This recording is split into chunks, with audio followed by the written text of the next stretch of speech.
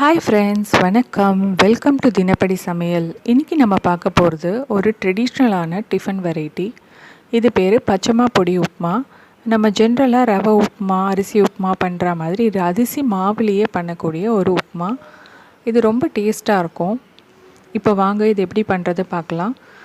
இன்றைக்கி நான் 2 கப் அளவுக்கு அரிசி மாவு எடுத்து அதை ஒரு வாணலியில் போட்டு வறுத்துக்க போகிறேன். நம்ம ஜென்ரலாக கடையில் வாங்குகிற அரிசி மாவு தான். ஏன் வறுக்கிறோன்னா அப்போ தான் அந்த உப்புமாவோட டெக்ஸ்டர் நல்லா உதிரியாக வரும்.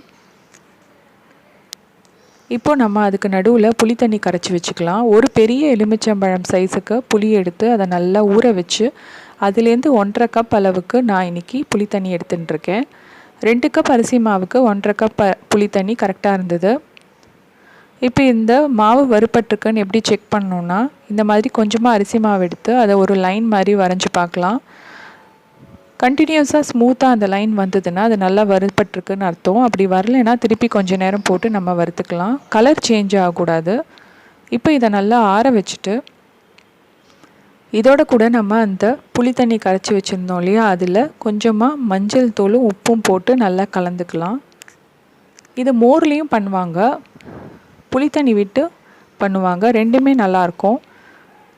இப்போ இதை கொஞ்சம் கொஞ்சமாக நம்ம தெளித்து இந்த அரிசி மாவை நல்லா இந்த புளி தண்ணியோட பிசைஞ்சு வச்சுக்கணும். ரொம்ப கெட்டியாகவும் இருக்கக்கூடாது. ஒரு இட்லி மாவு பதத்துக்கு அந்த மாவு இருக்கணும். சப்பாத்தி மாவு அளவுக்கு ரொம்ப கெட்டியாக இருக்கக்கூடாது. இந்த மாதிரி பிசைஞ்சு வச்சுக்கலாம். இப்போ ஒரு கனமான வாணலி எடுத்துக்கோங்க. அதில் 4 டேபிள் ஸ்பூன் அளவுக்கு நல்லெண்ணெய் விட்டுருக்கேன். இது நம்ம ரீஃபைண்ட் ஆயிலையும் பண்ணலாம். எண்ணெய் காஞ்சதும் கொஞ்சம் கடுகு போட்டு, கடுகு பொரிஞ்சதும் கடலைப்பருப்பு போடலாம். இதுக்கு கொஞ்சம் எண்ணெய் கூடுதலாக தான் செலவாகும். மீதி 2 டேபிள் ஸ்பூன் அப்புறமா நம்ம உப்புமா பண்ணுறச்சே விட்டுக்கலாம்.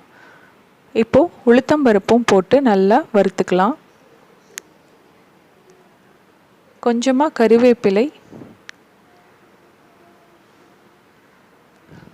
6லேருந்து 7 வரமிளகா. உங்கள்கிட்ட மோர் மிளகா இருந்தால் அதையும் கிள்ளி போட்டுக்கலாம். ரொம்ப வாசனையாக இருக்கும். காரத்துக்கு தகுந்த மாதிரி வரமிளகா ஆட் பண்ணிக்கோங்க. கொஞ்சமாக பெருங்காயத்தூள், இதெல்லாம் போட்டு நல்லா வறுத்துக்கணும்.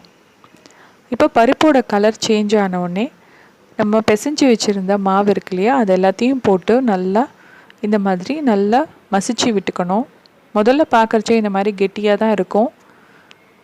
பட் நம்ம நல்லா அந்த ஊற்றின எண்ணெய் மாவில் எல்லாத்துலேயும் படுறாப்புல அதை நல்லா வதக்கி விட்டுக்கணும்.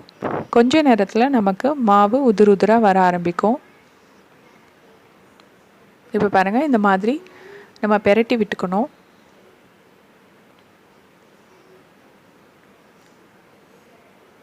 கிட்டத்தட்ட இது பண்ணுறதுக்கு ஒரு 15 நிமிஷம் ஆகும். லோலேருந்து மீடியம் ஃப்ளேமில் பண்ணால் தான் இது நல்லாயிருக்கும். அதே மாதிரி இந்த மாதிரி ஒரு இரும்பு வாணலியில் பண்ணிங்கன்னா இன்னும் நல்லாயிருக்கும். முதல்ல 4 டேபிள் ஸ்பூன் எண்ணெய் விட்டோம் இல்லையா, இப்போ மீதி 2 டேபிள் ஸ்பூன் அளவுக்கு எண்ணெய் விட்டுக்கலாம்.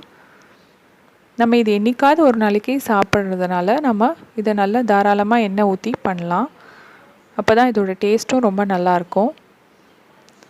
இப்போ எண்ணெயை ஊற்றிட்டு நம்ம திருப்பி இதை நல்லா வதக்கிக்கணும். இந்த மாதிரி தேய்ச்சி இதை வதக்கி விட்டுக்கலாம். இப்போ பாருங்கள், 10 நிமிஷம் ஆகிடுத்து. ஓரளவுக்கு நல்லாவே இது நல்லா உதிராக வந்திருக்கு. இன்னும் ஒரு 3-4 நிமிஷம் வச்சு நம்ம இந்த மாதிரி வதக்கினோன்னா கரெக்டான டெக்ஸ்சருக்கு வந்துடும்.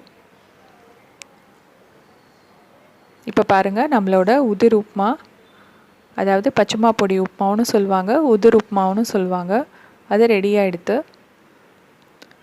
இதுக்கு தொட்டுக்கிறதுக்குன்னு தனியாக ஒன்றும் பண்ணணும்னு இல்லை, அப்படியே சாப்பிட்டாவே இது ரொம்ப நல்லாயிருக்கும். அதுவும் இல்லாத நம்ம அயன் வாணலியில் பண்ணோன்னா நல்லா மொறுன்னு வரும். ரொம்பவே நல்லாயிருக்கும். நான் டாங்கர் பச்சடியோடு இன்றைக்கி சர்வ் பண்ணியிருக்கேன். அதோட ரெசிபி லிங்க் நான் டிஸ்கிரிப்ஷன் பாக்ஸில் தரேன், பாருங்கள். தினப்படி சமையல் சேனல் பிடிச்சிருந்துன்னா சப்ஸ்கிரைப் பண்ண மறந்துடாதீங்க. உங்கள் ஃப்ரெண்ட்ஸ்க்கு எல்லாம் ஷேர் பண்ணுங்கள். இன்னொரு இன்ட்ரெஸ்டிங் ரெசிபியோடு நான் உங்களை சந்திக்கிறேன். அது வரைக்கும் டேக் கேர்.